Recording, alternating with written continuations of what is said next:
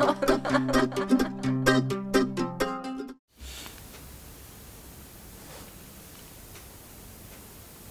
I was sitting there, I was thinking of the idea of scandal. How you sometimes have a teacher of sorts, and then the idea comes, they have it, or they get it, or whatever has happened, or that which cannot happen has happened, or it has sometimes then a particular event just somehow doesn't match up again, or an idea of a particular event doesn't match up with what you then think it should look like. And then you think they're not a good teacher because of that scandal. Yeah, for instance, could be. But at the same time, it appears to be obvious. So it's almost like, yeah. It's kind of good when that sort of thing happens, because it challenges your ideas about how teachers should be, about how enlightenment or awakening or whatever we call it should look like.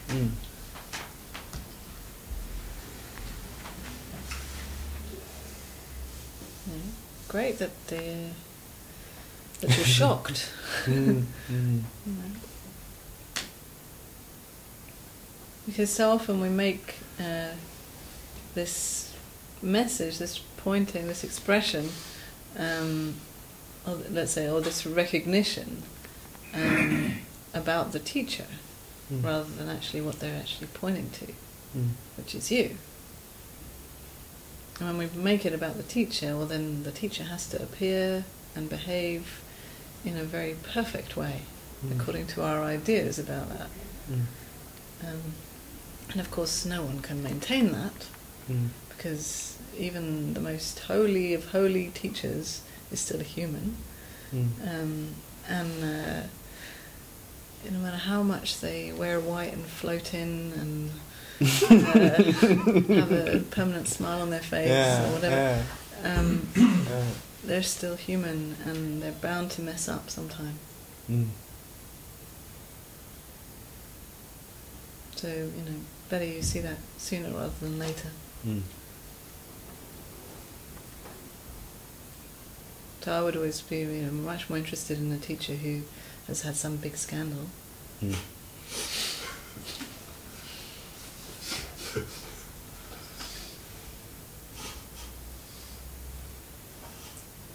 I haven't had big scandals. There were little scandals. Little.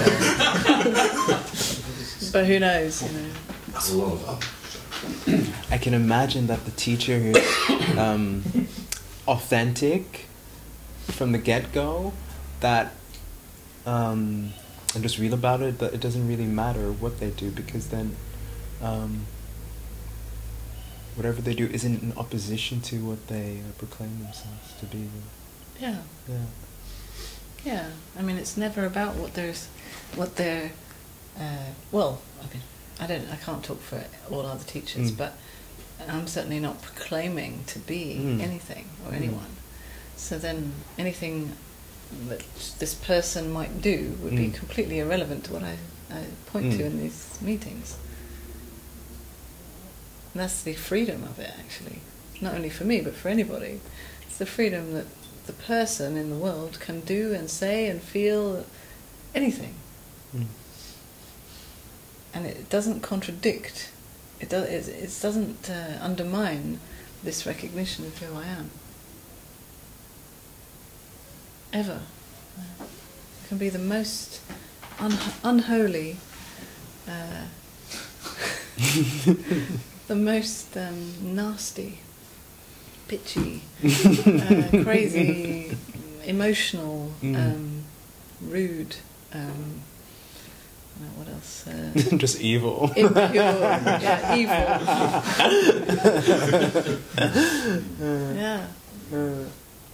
I don't have to be particularly female. Well, male teachers have a certain stigma, but female teachers have a different kind of thing that people project onto them. That they're supposed to be very pure and all loving and like the mother, kind of always. unconditionally loving, no matter what. And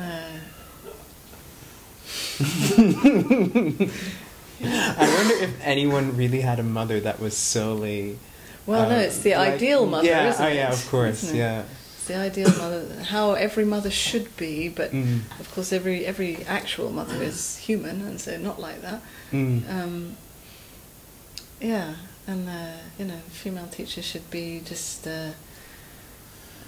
Well, she certainly shouldn't be involved in any scandal.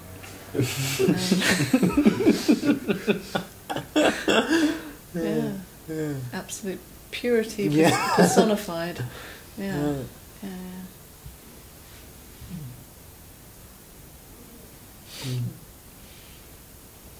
Yeah, I mean, of course, all these things kind of make me just want to do the opposite. And actually create some scandal.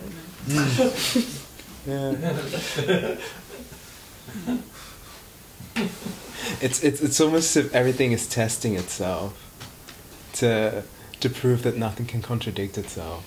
Yeah. And then why not contradict? Yeah. It's like each time it's proof, constantly it's proof that it cannot be contradicted. No. This is wild and free. It doesn't have to look or be like anything. That's life. I mean, life is already like this. However this is. And all the qualities that we think that an enlightened person should have are actually the qualities of who you are. Not anything to do with the person. So, for example, unconditional love. It is another way of saying who you are, is already unconditionally loving whatever is right now. Whether you like it or not is irrelevant. It's already unconditionally included in what is.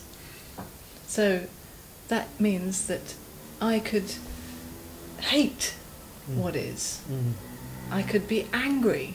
I could shout and scream and slap you or something. And still, this started to create some scandal. This would be included. This would still be unconditional love, loving as I'm slapping you. Yeah. Unconditionally. Yeah. Wonderful.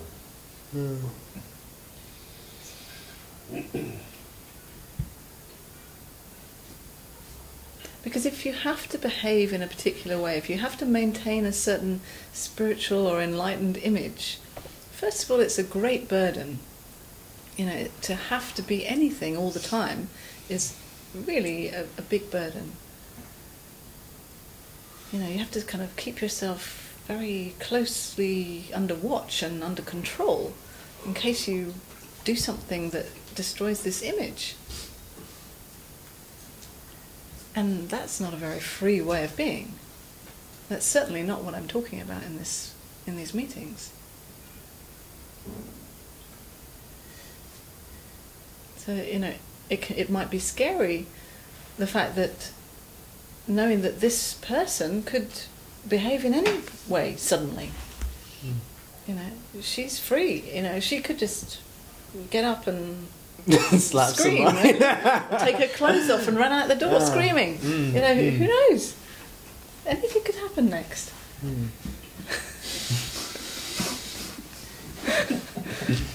Yeah. And maybe for thought, that's a little bit scary to really see that anything could happen. But it's alive. It's out of control. It's wild. It's real.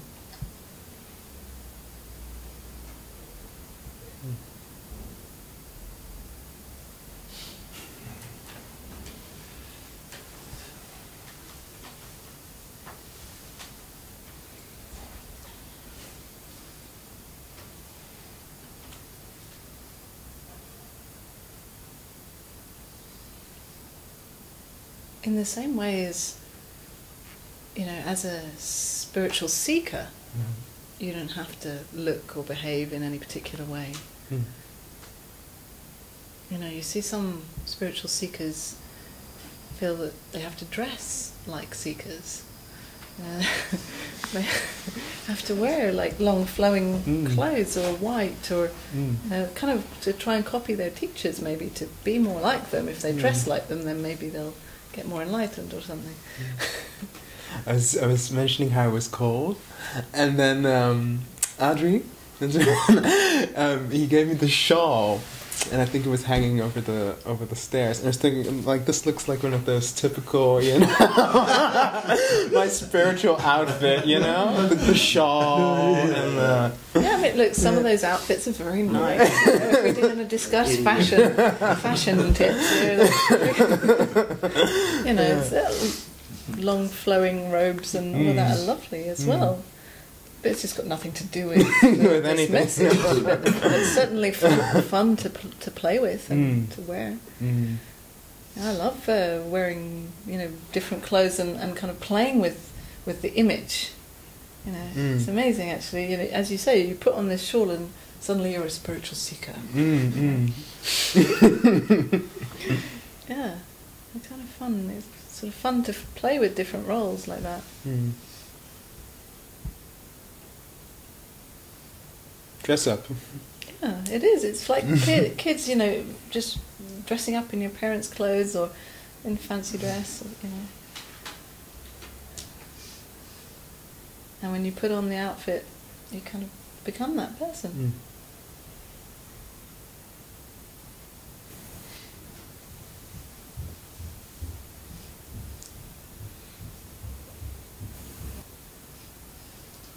Okay. Thanks. Thank you.